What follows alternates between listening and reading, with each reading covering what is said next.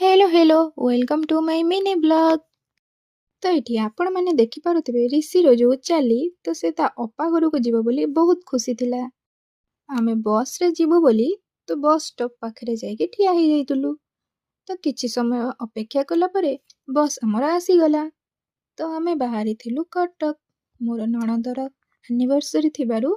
तो आमे 4 जण बाहरी पड़िथिलु, सिनु ऋषि आउ आमे दीजा मिसिकी बाहरी पड़िथिलु कटक।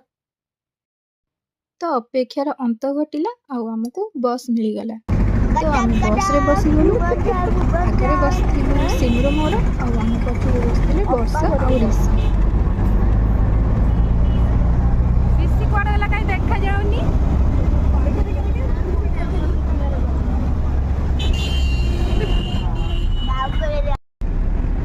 सीट पे उठी कोन पड़छ ऋषि जेहेतु पछरे आउ रही पारिलानी ता इच्छाटा हेलानी रहिबाकू। तो सेथिपाई पछुरु मु आगकू ताको ट्रांसफर करी बुढ़ा ए बुढ़ा याडा ना याडा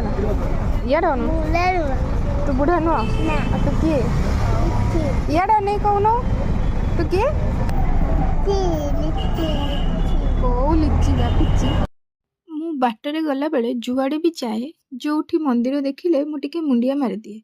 तो ऋषि मते देखिकी मुंडिया मारुची। मु भी ताको किछि कहि नथिले कि ऋषि एटी मंदिर अछि बोली तो मुंडिया मारे। से ता मन को मन मते देखिकी मुंडिया मारुची। आमे कटक रे पहुंची गलु।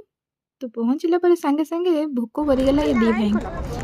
ऋषि कहला कि मु गोटे कुरकुरे खाइबी। तो कुरकुरे आनी मते कहि जरीटा खोल।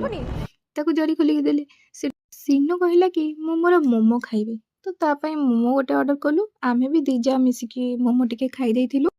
तापरे आम खाइला पीला सइला परे चलिलु ऑटो पाखकू। ऑटो रे बसिकी जीवु बोली। देन ए दी भाई जेमदी आइसक्रीम देखदेले तो आइसक्रीम खाइबे बोली जिद्दी कले। तो सेटू तांको दी जणकू दीटा आइसक्रीम देई देकी आमे ऑटो रे बसिकी चलिलु। तापरे आमे ऑटो रे ओल्हेकी किछि बाट चलिकी गला परे मु नणद ता स्वामी के पठेई देइथिले आम मनकू नेकी जिबा पई। देन तापरे आमे ता घरे पहुंची गले। नणद मोर बहुत खुशी हेगला हमको देखिकी। सीटा पर फुट्टी के देखा जाउची।